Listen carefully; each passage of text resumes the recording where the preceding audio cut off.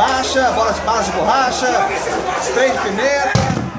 Vamos explodindo do outro lado também. Situação nada confortável aqui no estádio Agostinho Lima.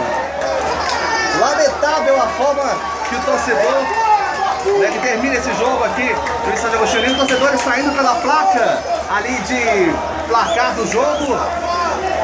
Torcedores aí deixando as arquibancadas subindo pelas grades ali, Carlos Júnior. Não sei se você consegue observar daí também. Lá em cima no Morumbi, tem vai ver lá os caras chegando. A briga lá em cima.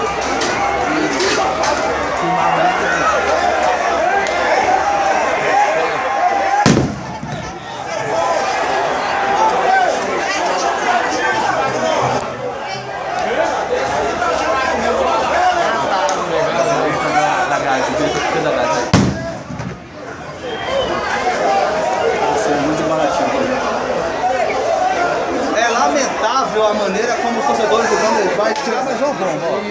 Foi mais uma bomba aqui para os caras, pode tirar. Rapaz, o cara não convide atirou essa bomba, pode comprar. É incrível.